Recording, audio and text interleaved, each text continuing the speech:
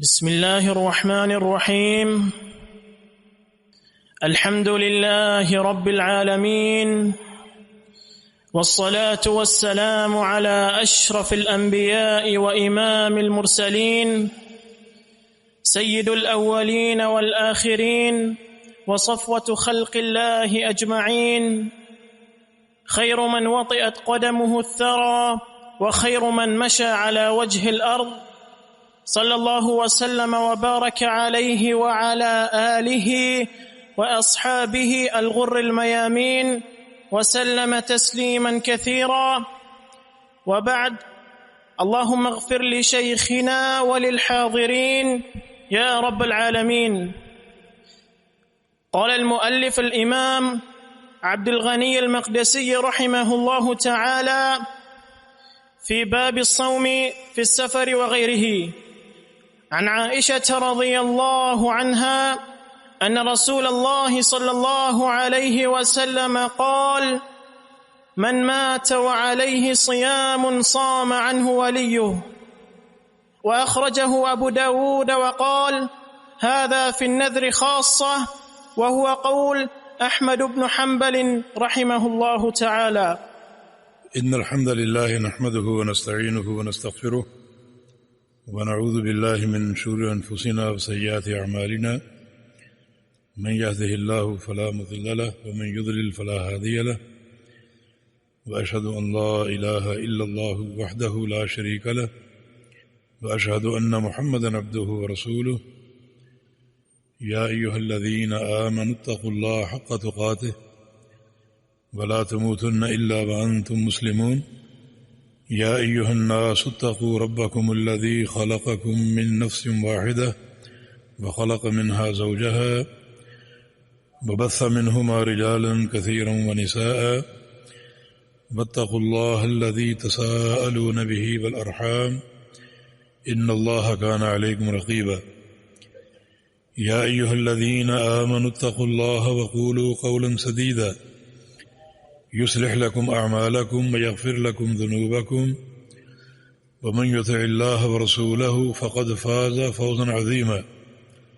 أما بعد، فإن أصدق الكلام كلام الله، وأحسن الهدي هدي محمد صلى الله تعالى عليه وسلم، وشر الأمور محدثاتها، وكل محدثة بدعة، وكل بدعة ضلالة، وكل ضلالة في النار. من يطع الله ورسوله فقد رشد واهتدى، ومن يعص الله ورسوله فقد ضل وغوى. اللهم صل على محمد وعلى آل محمد كما صليت على إبراهيم وعلى آل إبراهيم إنك حميد مجيد. اللهم بارك على محمد وعلى آل محمد كما باركت على إبراهيم وعلى آل إبراهيم إنك حميد مجيد. سبحانك لا علم لنا إلا ما علمتنا إنك أنت العليم الحكيم. رب اشرح لي صدري ويسر لي أمري واحلل عقدة من لساني يفقهوا قولي. پہلی حدیث جو آپ نے سماعت فرمائی ہے، اس کا موضوع یہ ہے کہ ایک شخص کا انتقال ہو جائے اور اس کے ذمے روزے ہوں تو ان کا کیا حکم ہے؟ اس کے ذمے فرضی روزے ہوں تو ان روزوں کا کیا حکم؟ اور حدیث ام المومنین عائشہ صدیقہ رضی اللہ عنہا کی روایت سے فرماتی ہیں کہ رسول اللہ صلی اللہ علیہ وسلم نے ارشاد فرمایا: من مات وعلیہ صیام صام عنہ ولیہ. جو شخص فوت ہو جائے اس کے ذمے فرضی روزے ہوں تو وہ روزے اس کا ولی رکھے گا اور پورے کرے گا. ولی سے مراد وارث، جو میت کے قریبی ہیں. میت کے قریبی رشتہ داروں کی دو قسمیں: ایک وہ جو اس کے وارث بنتے ہیں، اس کے مال کے وارث بنتے ہیں، اور دوسرے وہ جو وارث نہیں بنتے. تو یہ روزے کا حق وارثوں کے لیے. جب وہ وراثت پاتے ہیں تو پھر میت کی کوئی تکلیف ہو، کوئی اس کا ذمہ ہو تو وہ بھی وہی پورا کریں گے. جب وہ میت کا مال بطور ترکہ حاصل کرتے ہیں تو میت کے جو واجبات ہیں ان کی تکمیل بھی وارث ہی کریں گے۔ تو یہاں ولی سے مراد وہ رشتہ دار جو وارث ہوں، وہ روزے رکھیں گے میت کی جگہ۔ فرضی روزے کی دو قسمیں، ایک رمضان کے روزے جو کہ فرض ہیں، اور دوسرے نظر کے روزے۔ نظر ایک عبادت ہے۔ نظر سے مراد یہ کہ انسان اپنے کسی بھی کام کے لیے نظر مان لے، فلاں کام ہو گیا تو میں 1 مہینے کے روزے رکھوں گا۔ ابھی روزے اس نے خود اپنے اوپر فرض کر لی، رکھنے ضروری ہیں۔ وہ یوفون بالنذر، جو متقین ہیں وہ نظریں پوری کرتے ہیں اور اس حق کا خیال رکھتے ہیں۔ چنانچہ فرضی روزوں کی 2 قسمیں، رمضان کے روزے اور نظر کے روزے۔ حدیث میں جس روزے کا ذکر ہے یہ نظر کے روزے ہیں، رمضان کے روزے نہیں ہیں۔ اس موضوع کی جتنی بھی احادیث ہیں ان سب کو جمع کیا جائے اور ان کے متون پڑھے جائیں تو خلاصہ یہ نکلتا ہے کہ ان روزوں سے مراد نظر کے روزے ہیں، نہ کہ رمضان کے روزے۔ تو سوال یہ کہ اگر رمضان کے روزے باقی رہ گئے ہوں تو ان کا کیا کیا جائے؟ ان روزوں کے ہر روزے کے بدلے ایک مسکین کو کھانا کھلا دیا جائے۔ ہر روزے کے بدلے ایک مسکین کو کھانا کھلا دیا جائے۔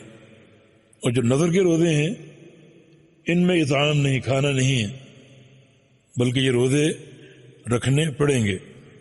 اور اس سے یہ بات اخذ ہوتی ہے کہ کوئی شخص اگر نظر مان لے اس قسم کی روزوں کی یا کسی بھی ایسے امر کی تو اپنے ورثاء کو وہ آگاہ کرے، تاکہ اگر اس ناگہانی انتقال کی صورت میں اس کے وارث ان کی تکمیل کر سکیں۔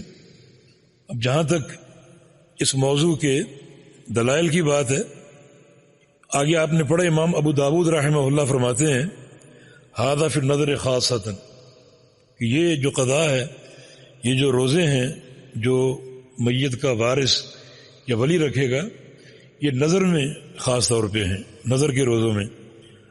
اور وہو قول احمد بن حنبل، اور یہی امام احمد بن حنبل کا قول ہے۔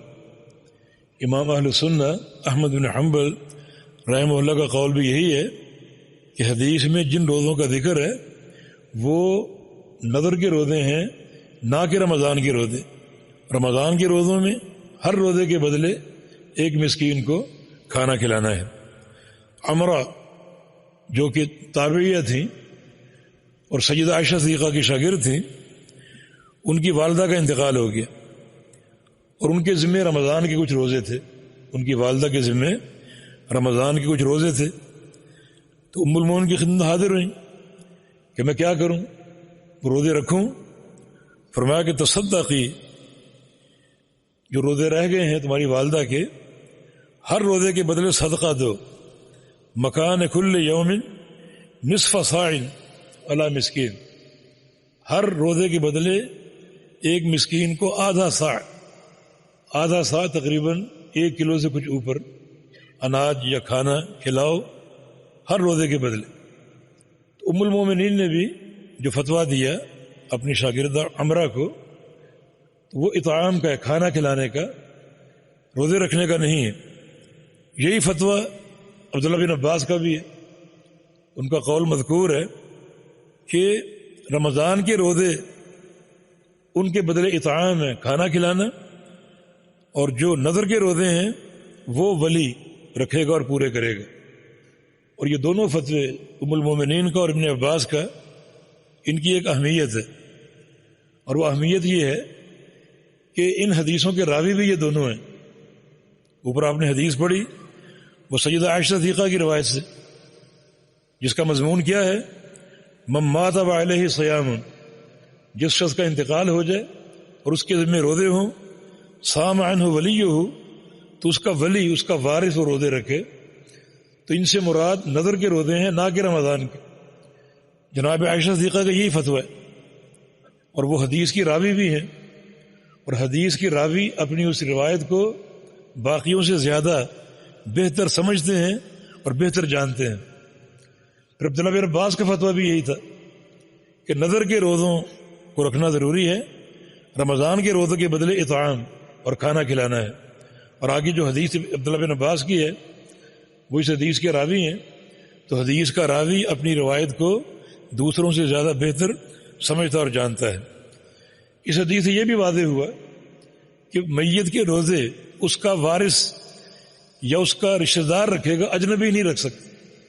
کسی اجنبی کو مکلف کر دیا جائے کہ روزے آپ رکھ لیں، وہ جائز نہیں ہے، کیونکہ حدیث میں ولی کا ذکر ہے، وارث کا ذکر ہے، جس سے یہ ثابت ہو رہا ہے کہ اجنبی انسان یہ روزے نہیں رکھ سکتے۔ تو باہر کہہ بھی یہ ضروری ہے کیونکہ یہ میت کا قرض ہے۔ قرض کی دو قسمیں، ایک اس کا ذاتی قرض جو لوگوں کو ادا کرنا ہوتا ہے، اور ایک اللہ تعالیٰ کا قرض۔ یہ روزے اللہ تعالیٰ کا قرض ہے، اس نے نظر مان کر اپنے اوپر ایک چیز فرض کر لی، اب اللہ کا قرض اس پر قائم ہے جب تک ادا نہیں ہوگا۔ جیسے لوگوں کا قرض ادا کرنا ضروری ہے، کسی کا انتقال ہو جائے لوگ پوچھتے ہیں کہ اس کا قرضہ اور وہ ادا کرتے ہیں، اللہ تعالیٰ کا قرض بھی ادا کرنا ضروری ہے۔ ایک اشکال یہ کھڑا ہوتا ہے کہ قرآن تو کہتا ہے وَلَيْسَ لِلْإِنسَانِ إِلَّا مَا سَعَىٰ، کہ انسان کو اس کے عمل سے کیا ملے گا؟ جو وہ خود کوشش کرے گا۔ یہ تو اس کا ولی روزے رکھ رہے، انسان کے کام تو اپنی کوشش آئے گی، نہ کہ کسی اور کی کوشش۔ لیکن چونکہ یہ رسول اللہ علیہ وسلم کی حدیث ہے تو نبی علیہ السلام کا یہ فرمان قرآن کی اس آیت کے لیے مخصص ہے، ایک مسئلے کا استثناء کر رہے، یعنی ہر انسان کو وہی ملے گا جو وہ کوشش کرے گا۔ لیکن یہ صورت مستثنیٰ ہے، کسی کے روزے اگر باقی رہ گئے ہوں نظر کے تو وہ اس کا وارث یا ولی پورے کرے گا، یہ صورت اس سے مستثنیٰ ہے۔